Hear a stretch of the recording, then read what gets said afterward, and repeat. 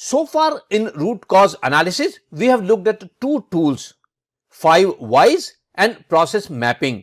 These two tools can really help you in finding out the root cause of any problem. But then now let's look at another tool, which is force field analysis. This probably might not help you in finding out the root cause of the problem, but this can help you in making sure that whatever changes you make out of this process of root cause analysis, people buy in that.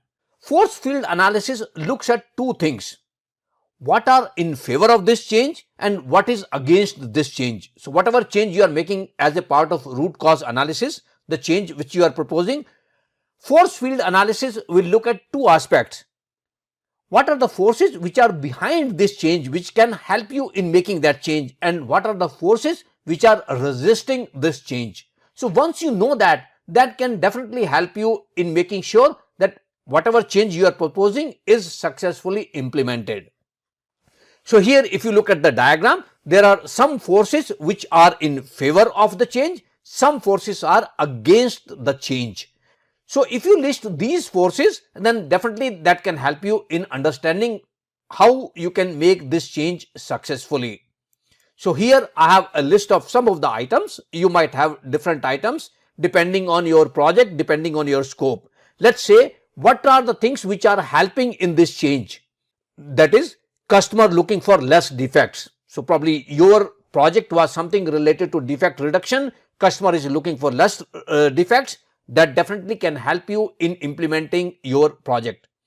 Low downtime. So with this change, let's say you will reduce the downtimes of machines will be having more availability. That can help you in implementing this change.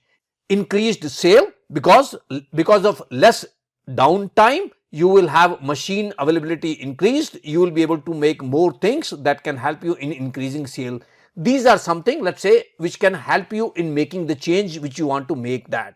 But then there are some forces which will be resisting this change. For example, there might be employees who would be worried about low overtime, reduced overtime, that might be resisting this change. Then there might be some resistance because there is initial investment. Management might not be interested in putting extra money to buy that new machine, to buy that new process. That might be resisting this change. There might be resistance because of fear of new technology.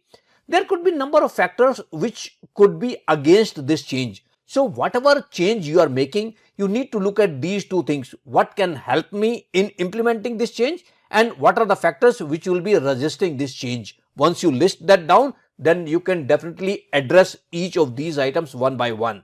So this was the third tool in root cause analysis, which is the force field analysis.